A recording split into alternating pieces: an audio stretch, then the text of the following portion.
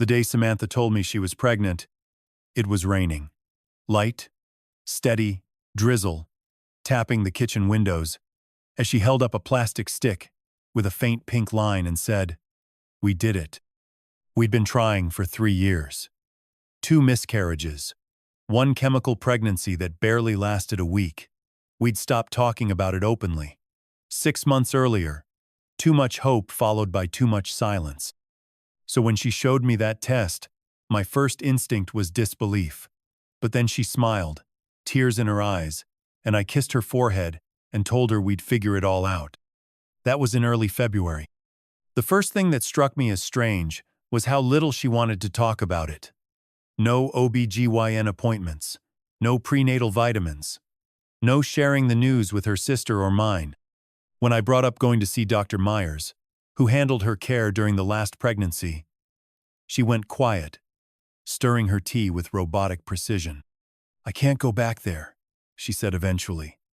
"The last one, it just brings up too much. I need time." I didn't push. People grieve in different ways. Maybe this was hers. Weeks passed. I'd bring it up gently, just asking if she wanted me to schedule something, to go with her. She'd nod, then say, "Maybe next week," or, "I'm just not ready." She said she bought a fetal Doppler online so she could check the baby's heartbeat herself. I never saw it. At work, I told my boss I might need some flexibility in a few months. "Samantha's pregnant," I said. He clapped my shoulder. "Congratulations, man." I smiled and thanked him, feeling like a fraud. Something didn't sit right. The secrecy, the avoidance, the fact that we never once sat together and looked at a black and white grainy blob of a baby. But I wanted it to be true. I wanted to believe her. After everything we'd been through, who fakes something like this? I chalked it up to anxiety, to trauma, to fear. I told myself, love meant trust. So I kept my doubts to myself. And I waited. By April, Samantha said she was 4 months along. But there were days, entire stretches of days, when she barely looked bloated. Then, almost overnight, her belly would look twice as big. I'd come home from work and notice it right away. The way her shirt stretched more tightly across her abdomen. "Baby had a growth spurt," she'd say with a laugh. But something in her eyes didn't match the smile. I didn't know what a 4-month pregnancy should look like. I started searching photos online, week-by-week comparisons. Some women barely showed. Others were obvious. It wasn't concrete enough to make an accusation. Still, I noticed. More things began to feel off. She started buying things in cash, not from our joint account. I found unmarked packages in the closet swaddles, bottles, a breast pump that looked secondhand, a diaper bag still in the plastic. But no receipts, no registry, nothing shared, everything hidden. Her phone was never out of reach anymore, not even in the bathroom. I once reached for it when it buzzed beside her while she was folding laundry. She snatched it up like I'd reached for a weapon. "Can I have some privacy?" she said flatly. I apologized, even though I wasn't sure what I'd done wrong. One night, I brought up the inconsistency in her belly. I chose my words carefully, tried not to sound accusatory. "You look smaller this morning," I said. "And now you look further along." She was quiet at first. Then the anger came. Sharp, fast, defensive. "Are you saying I'm faking this? Are you calling me a liar?" "No," I said quickly. "Of course not. I'm just worried. That's all." "Well, don't be," she snapped. "I know what's happening in my body better than you do." I backed off, let it go. But something had changed, not just in her, but in me. A slow awareness that the facts didn't align, that my instincts were starting to whisper louder than her reassurances. I started taking mental notes, saving receipts, watching for patterns. I didn't confront her. Again, not yet. Because I still didn't understand what I was looking at. And because part of me didn't want to know the answer. It was a Tuesday when my phone rang at 2:14 p.m. blocked number. I almost let it go to voicemail. I was neck deep in deadlines at the office, but something made me pick up. "It's happening." Samantha's voice came through in a frantic whisper. "I think my water broke. I'm bleeding. I'm scared." I grabbed my keys before she even finished the sentence. Traffic blurred. I don't remember the drive, only the pulse in my neck and the awful silence of unanswered calls as I tried to reach her again. When I pulled into the ER drop-off, I half expected her to be inside waiting, surrounded by nurses and beeping monitors. She wasn't. At the front desk, I gave her name, spelled it twice, described her brown hair, about 5'4", pregnant, said she was in labor. The nurse typed slowly, eyes flicking over her screen. Then she looked up. "There's no one here by that name. No recent admissions fitting that description." I tried again. Maybe she came under a different name? Maybe she went to a different hospital? They shook their heads, politely puzzled. I stood there frozen. No answers. No updates. And no Samantha.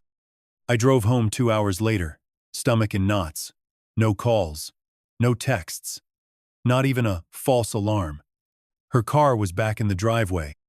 I opened the front door to find her on the couch, cradling a bundled newborn in her arms.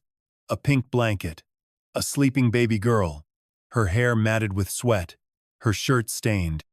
"I didn't make it to the hospital," she said, her voice shaking.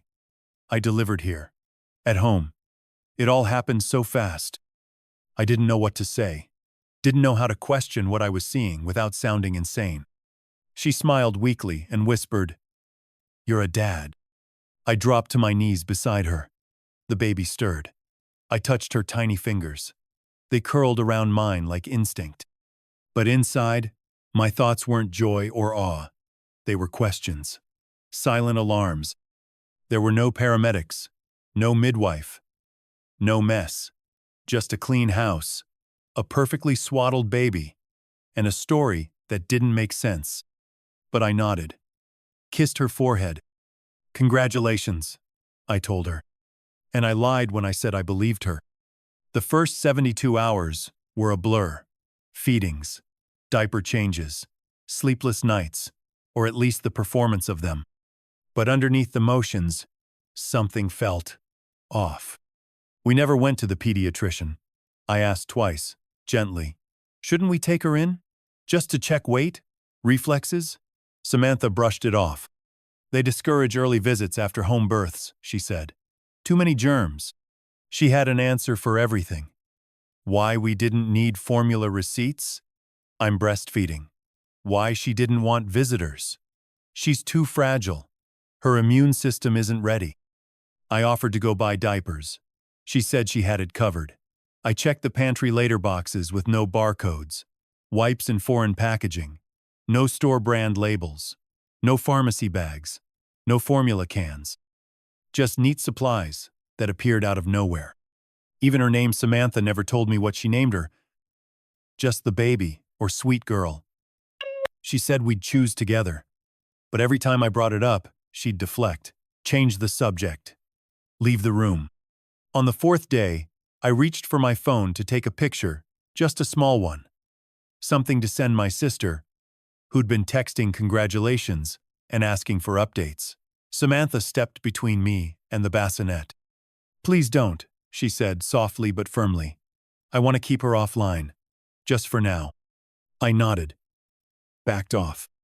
That night, while Samantha showered, I looked again. No birth certificate. No ID bracelets. No hospital forms. Not even a baby book. Just a sleeping infant in our house who, as far as I could tell, didn't exist anywhere except inside these 4 walls. And a mother who refused to let the outside world see her. I sat on the couch, watching the monitor, trying to make sense of it all. My wife said she gave birth in our living room, alone, but there were no signs of trauma, no mess, no follow-up care. And the baby healthy, alert, clean, too clean. I didn't want to think the unthinkable. But the cracks were growing wider.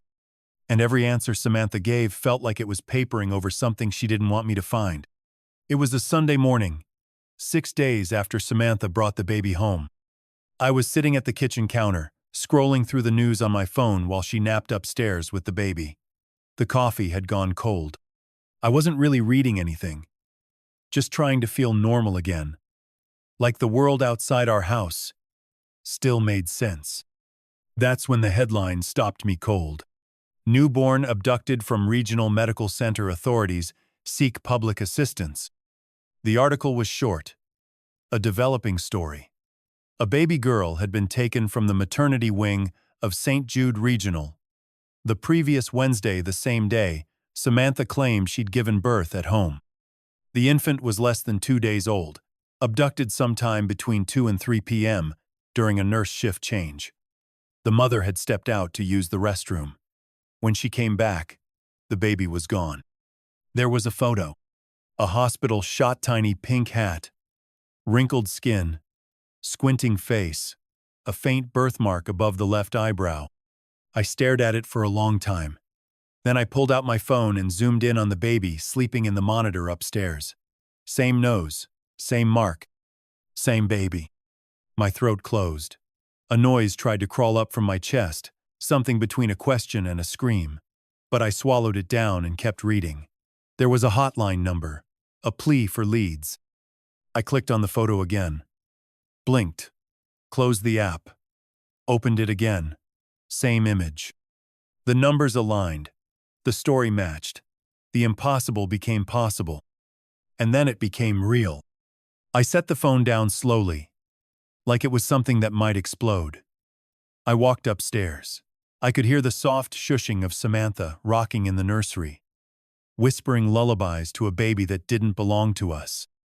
I stood outside the door, heart pounding. It didn't feel like our house anymore. It felt like a crime scene. I waited until after sunset. We'd just finished dinner leftovers from the night before. Samantha was in unusually good spirits, humming while she cleared the plates, like motherhood had transformed her into someone lighter, freer. I opened the article on my phone again and placed it on the table without a word. She looked at it.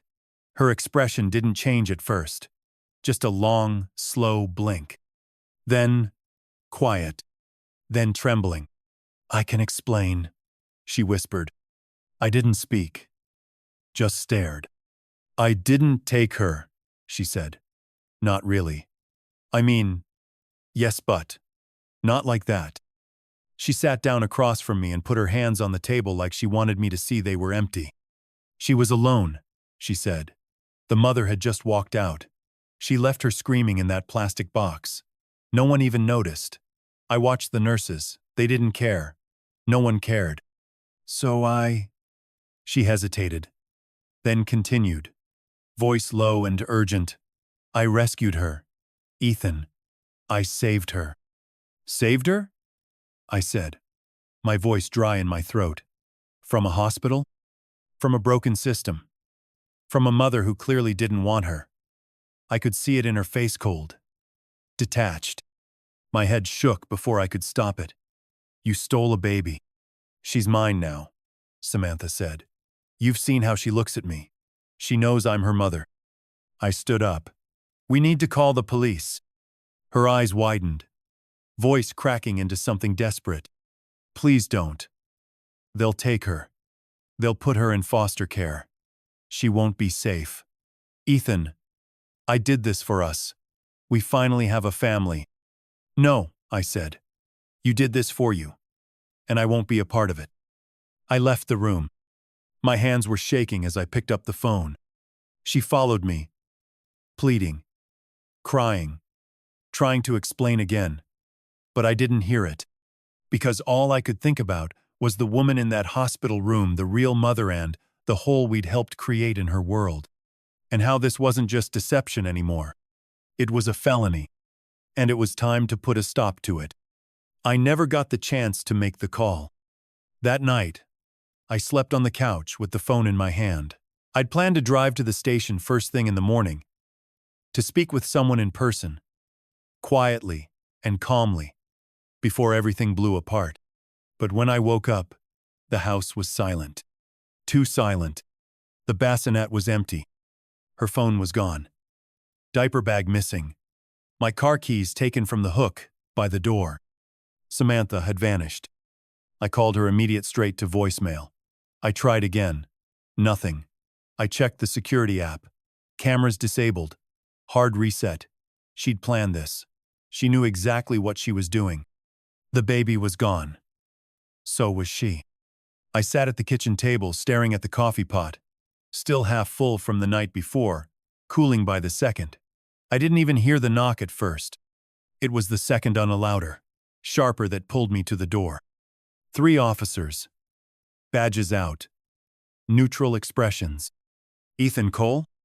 Yes. You need to come with us. No questions. No explanation. Just handcuffs. In the squad car, one of the officers finally spoke.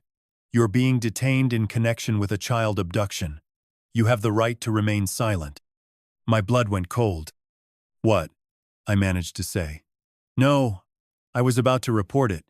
My wife Samantha she took. She's already spoken with us, the officer said, his tone clipped. Says you forced her to help you. That you brought the baby home. Threatened her if she didn't play along. It hit me like a punch to the chest. She beat me to it. And now, she was rewriting the story. I didn't say anything else. Not because I didn't want to, but because I knew how it would sound. A husband blaming his wife. A man denying the obvious. I watched the city blur by through the cruiser window. Watched the morning light stretch across empty sidewalks. And realized something I never thought I'd have to face. I was about to be blamed for stealing a child I never asked for. And the person who framed me had shared my bed for 6 years. They booked me under fluorescent lights that buzzed like hornets. Mug shot. Fingerprints. A cell with a cot that smelled like bleach and old breath. No one explained anything. I asked for a lawyer. They told me one would be provided at arraignment. I sat in a holding cell with 2 men who didn't speak to me. One stared at the wall like it owed him money. The other slept with his head against the bars. An officer came by and handed me a copy of the complaint. Suspect, Ethan Cole. Charges: kidnapping, false imprisonment, endangering the welfare of a child. The report read like a script, written by a stranger. Samantha had gone to the police that morning. Said I brought the baby home out of nowhere. Said I convinced her the child was abandoned, and that I threatened her if she didn't act like a mother. She said she went along with it out of fear. Said she was finally coming forward to do the right thing. There were no follow-up questions. No checks. Just her word against mine. And in the absence of evidence, her word won.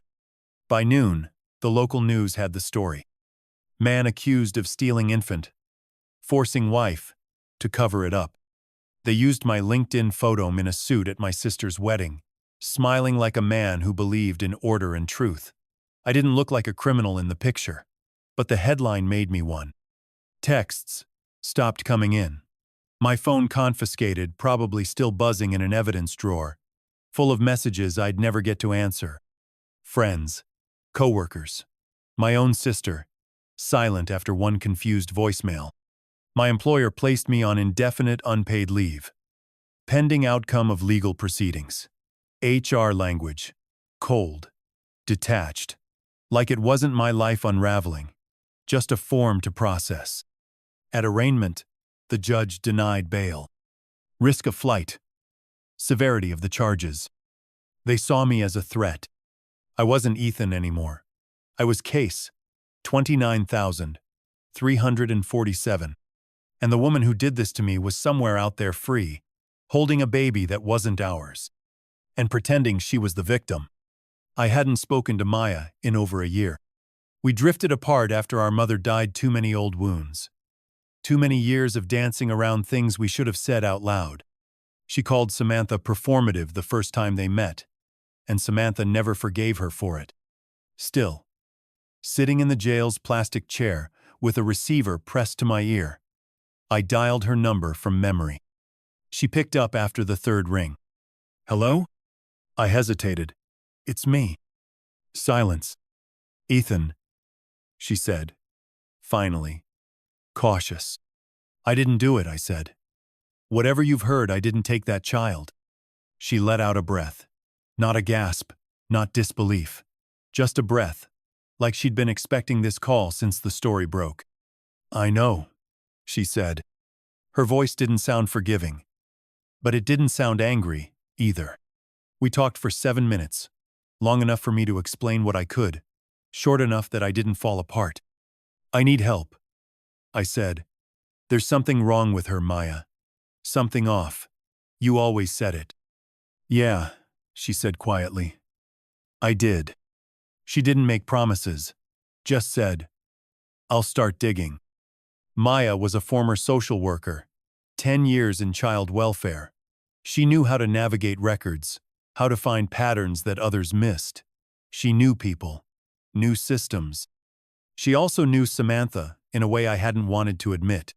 That night, she called one of her old contacts at the state's licensing division, asked a few quiet questions, pulled a few private databases. 2 days later, she left me a voicemail through the jail system. I think you were right, she said. There's a lot that doesn't add up. I'm just getting started. For the first time since the handcuffs closed around my wrists, I felt something I hadn't let myself feel since this all began. Hope. Maya didn't stop at records. She tracked down Samantha's ex-boyfriend Ryan Chen, the one before me, a finance guy from Portland. Their relationship didn't last long. Maya found him through LinkedIn. He agreed to meet her at a coffee shop 2 towns over. Yeah, he said, stirring his drink. Samantha told me she was pregnant. Maya just listened. She had a positive test. Showed me this app on her phone tracking the baby's size. Wouldn't let me come to the doctor with her. Said it made her nervous. Then, one day she says she lost it. He paused. But there was no hospital visit, no medical records, just a vague story and a week off work. Maya asked if she had ever talked about adoption, about wanting children. All the time, Ryan said. Like it was her identity. But something always felt rehearsed. Off. Then Maya found something else.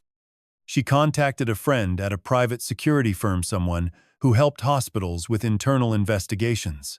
She asked if there were any flagged incidents involving fake identification at local maternity wards. The friend sent her a file. 3 years ago, a woman matching Samantha's description had used a fake ID to access the restricted nursery floor of a small hospital in Idaho. No criminal charges, he claimed to be an aunt, and the matter was dropped. But the ID was traced to a name that didn't exist. The pieces started to align.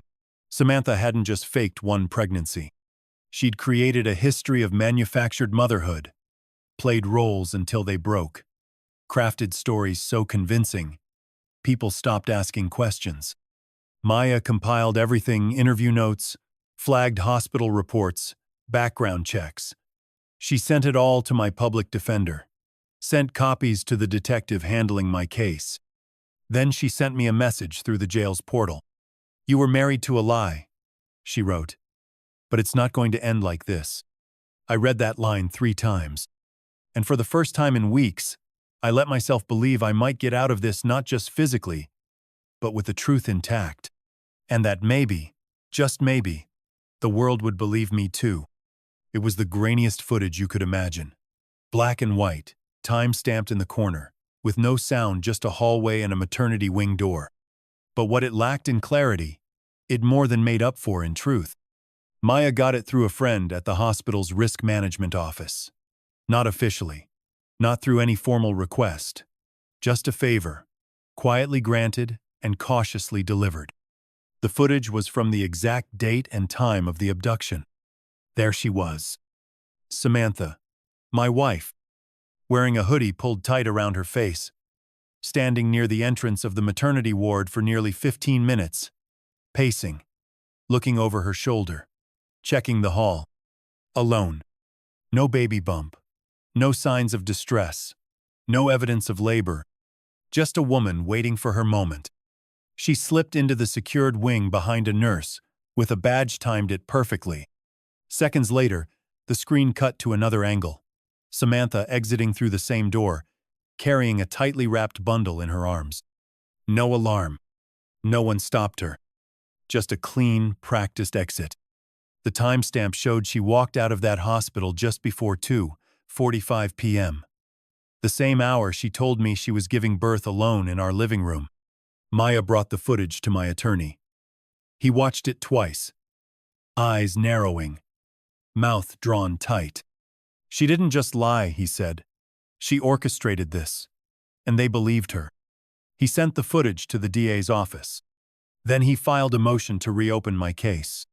Within 48 hours, everything began to shift. It started with a change in tone. The prosecutor's office called my lawyer not with hostility this time, but hesitation. "We're reviewing new material," they said. "Don't talk to the press. We'll be in touch." By that afternoon, the story was unraveling. Maya had kept digging. The baby's biological mother, Emily Reyes, had come forward again, insisting they'd dismissed her too quickly. With Maya's help, she submitted a written statement describing Samantha as the woman I saw in the hallway right before my baby disappeared. Combined with the footage, it was enough to force the case open. A new legal advocate was assigned to me, a woman named Talia Groves, sharp and relentless. She read the file, looked me in the eye during our first meeting and said, "We're getting you out of here." By the end of the week, the DA filed a motion to vacate the charges. I was released on my own recognizance, pending full dismissal. The air outside the jail felt thin, almost too clean, like I hadn't earned it yet. But I was free. Not cleared. Not exonerated. Not yet. Then the phone call came. Maya, her voice steady but urgent. They found her. Samantha had resurfaced in another city, 2 hours north. She was staying at a short-term rental under a new name, posing as a single mother. She'd enrolled the baby still unnamed in a local infant wellness program and filed paperwork for temporary childcare assistance. No one had questioned it. Not until an anonymous tip Maya again. The authorities picked her up quietly. The baby was taken safely into protective custody. And for the first time since this nightmare began, the truth was no longer just mine to carry. It belonged to the record now. They arrested her without incident. She didn't run, didn't resist, just handed over the baby, told the officers she was sleeping, and walked out of the rental house with her head high like she still thought she could explain her way out of it. The baby, her real name was Sophia, was returned to Emily Reyes within 24 hours. The reunion made the news. So did Samantha's arrest. This time, I wasn't in the headline. I got the call from my attorney just before sunset. "They've dropped everything," he said. "All charges against you have been dismissed. It's over." I was sitting on the back steps of Maya's house when I heard it, just staring out at her patchy yard and the overgrown garden she never had time for. I didn't speak right away. The words took a moment to land. Dropped. Dismissed. Freedom. In writing. The public turned slowly. Not overnight. But the same people who'd crossed the street to avoid me weeks earlier now looked at me differently. The news stations corrected their stories. Wrongfully accused. Framed by wife.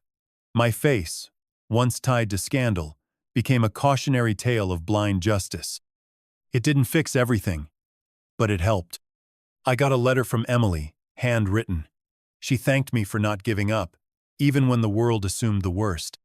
She said she'd tell Sophia, one day, that a stranger stood up for her before she could stand up for herself. I folded that letter and kept it in my desk drawer. Proof that something good had come out of the wreckage. I filed suit against the city within a month of my release. Wrongful arrest. Malicious prosecution. Gross negligence. The case didn't go to trial. Settled quickly. Quietly.